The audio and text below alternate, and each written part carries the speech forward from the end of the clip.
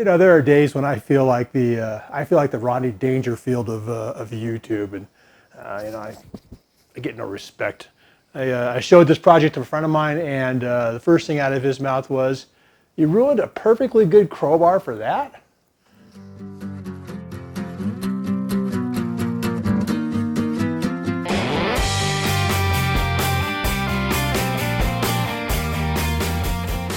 Okay, I'm going to do tonight. I'm going to do quite a, I think it's going to be a short one. We'll see. They never turned out that way.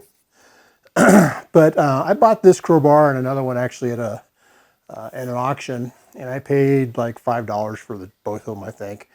And it's already been cut off on one end here and stuff. But I'm going to see if I can't take a section of it here, cut it off. I'll cut off another section myself, and turn this into a chisel where I'm going to make it, I don't know, probably about 1.5 inches, about 1.5 inches wide blade on it, narrow down.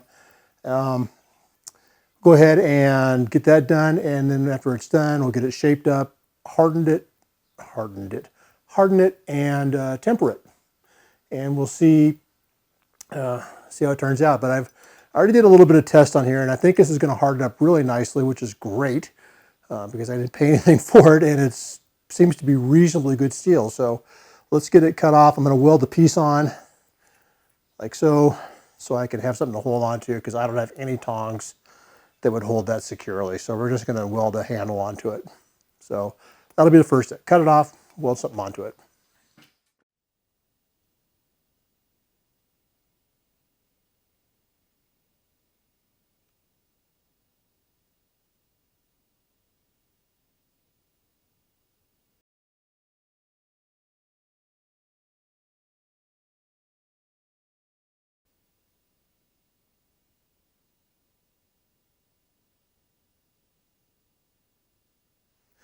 I probably lost the audio again. I got to get a new mic or something here. This is crazy.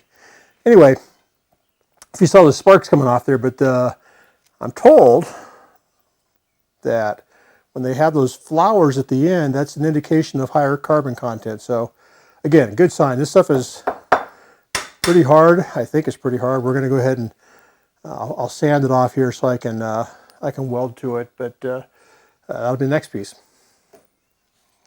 Okay, I've got my bar cleaned up. I've got some rebar sort of cleaned up. I burned it good. And let's go ahead and get it welded on just like so, and we'll have a handle.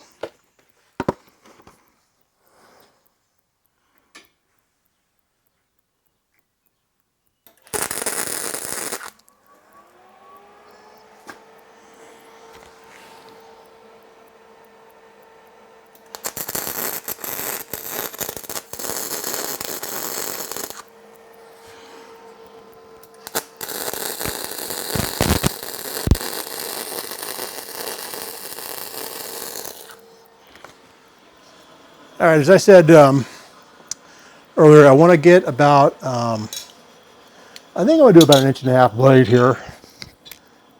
Take my glasses off so I can see. And I'm just going to mark it. I'm going to mark it over here on the anvil where I'm not going to be using the anvil. So that's about 1.5 inches. If you're anywhere else in the world, that's probably what? 2.5, 3.7 centimeters, 37 centimeters, 37.5 centimeters, millimeters. That's what they are. They're millimeters. Anyway, I think I'm going to try to get the blade about that wide. We're just going to use that as a reference. So let me go get my iron in the fire.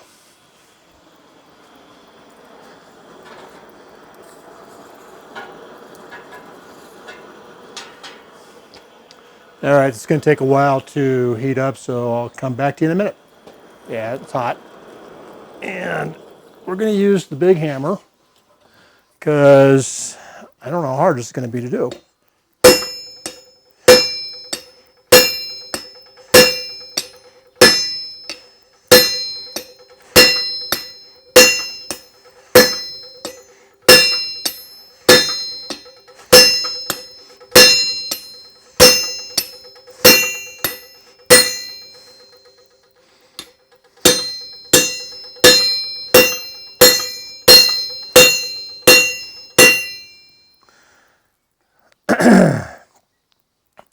It's hard, but it's getting there.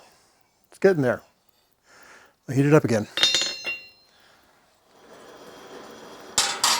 So I'm hopeful, actually, now that I've got that edge kind of flattened out, it's maybe half its original thickness.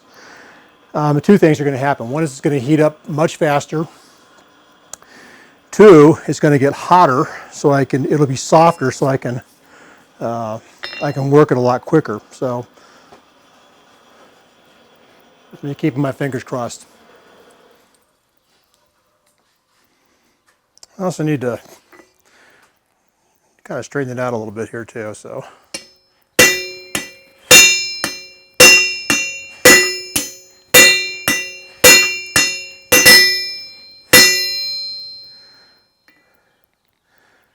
getting close to the width.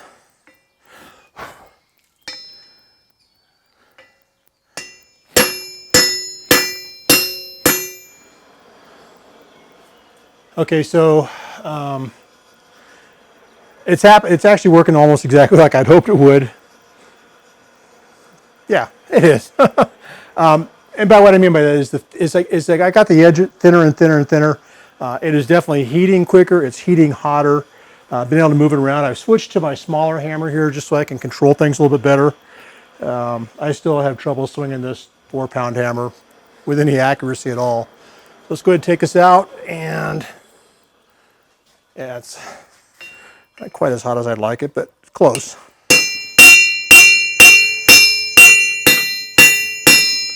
We're just going to finish it off here, straighten it out. It looks reasonably straight.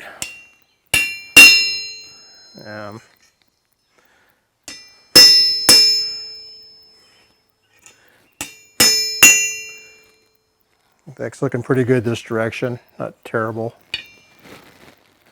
A little bit of a bend in it.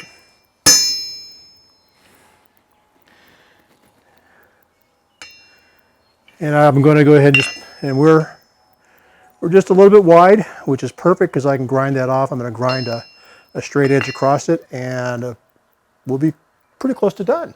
So, all right, well, this could have been, it's still really hot. This could have been a lot of fun. I just stuck this thing in here and I thought, oh, I'll just start sanding on it, grinding on it. I realized it's really hot. So I probably have to quench this down somewhere and cool it down. I don't know. Maybe, I don't know. Will it be okay? Will it be okay? It's the worst that could happen. Let's see.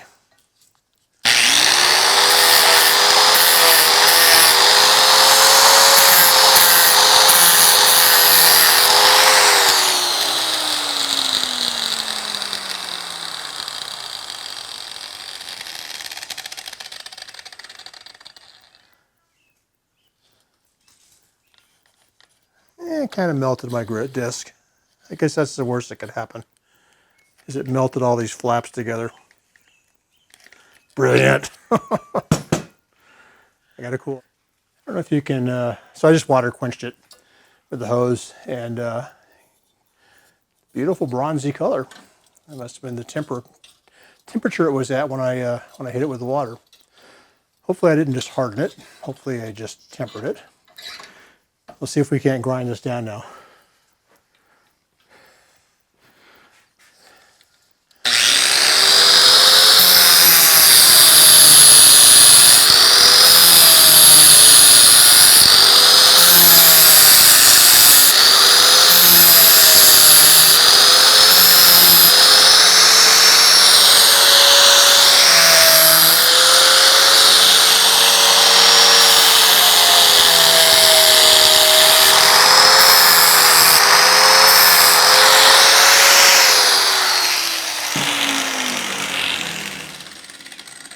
Okay, I think we're going to call that good. Not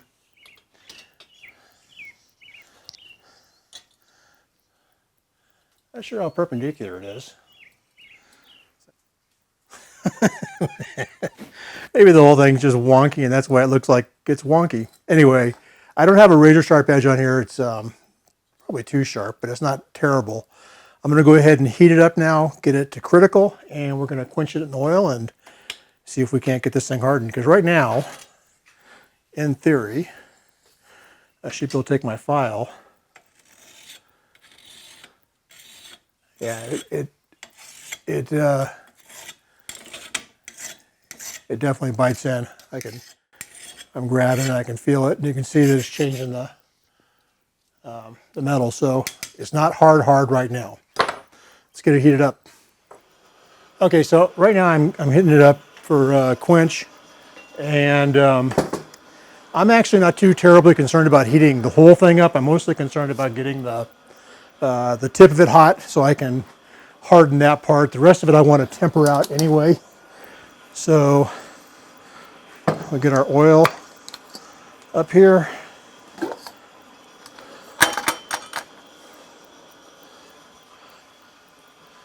You probably can't see that. Let's see what we got here. No, we're not there yet. Good. I'm not ready. Got my handy dandy magnet here. We're going to check it for critical. Boy, it's taking forever. My charcoal's about done. Okay, I think we're pretty good. Definitely not magnetic.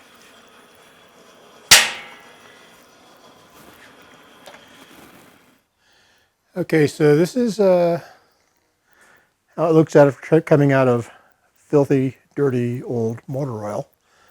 It's all black, believe it or not. So let me get it cleaned up now and we'll take a look at it. We'll see how hard it is and got to temper it next.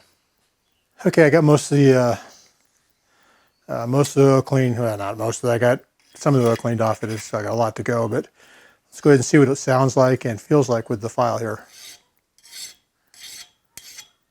It's doing a little bit, but it's not like it was. It's definitely hardened up quite a bit from what it was earlier. So I'm going to go ahead and wire brush this thing down, or maybe I may use the sanding disc and just get this all cleaned up so when I temper it, I can see what color it's actually turning. And I'm going to heat from the back end this time and keep this end out of the fire if I can, and then try to watch the color come up. When I see it coming up to,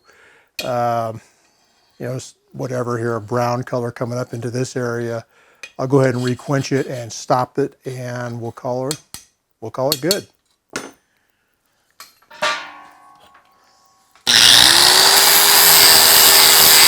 So I went ahead and ground off just this edge. All you can see is bright light, but that'll give me an idea. I can watch it come up now, watch the heat come through here and see how hot it's getting. Okay, I'm sure you can't see it, but it's blue and it's going into kind of the straw color up here. So we're not quite up into the tint. Maybe just a hair. It's starting to turn a little bit straw. So maybe I'll just let it sit here. Heat it one more time. But I've got the shaft of the thing in the fire, and then the blade end is outside of the fire, so it's not getting direct heat on it. And hopefully we're just going to get this to draw right up in there. You got kind of a light straw color in there, so looks like I got fire coming off of it too. Maybe it's just smoke. Yeah, I'm going to go ahead and quench it. I think I'm going to go and quench it right there. So all you'll see is smoke. I didn't have time to move the camera. All right, here it is, finished up. Doesn't look horrible. It's still a little bit cockeyed, but we're going to give it a shot here. I just ground an edge on it. It's not terrible sharp, but I'm hoping that it won't blunt. So you know the difference between a cold chisel and a hot chisel? Cold chisel is to be used on cold metal, and a hot chisel is used on hot metal. Pretty simple, huh? Anyway, this is cold metal. This is my new chisel. I'm going to see if I can't put a mark in this piece, in this material here with it.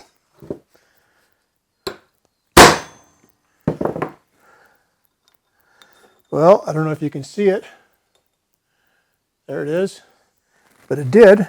And Actually cut into it pretty sharp because I must have a pretty sharp edge on here. The edge is looking good. I think we got success here.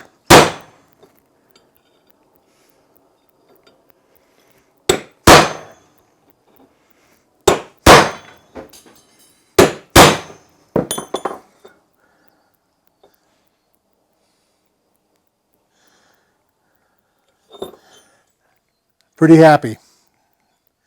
It don't look like much, but it's going to work, and it's going to work great for me for doing stuff on hot metal especially. Woohoo. And it cost me next to nothing. I like it. All right. See you next time. Hey, as always, thanks for watching. If you liked what you saw, go ahead and click the thumbs up button down below. It really does help. If you'd like to be notified when we publish new content, go ahead and click my channel icon to subscribe. And finally, while you're here, take some time to check out some of our other videos. Have a great day and get out there and do something new today.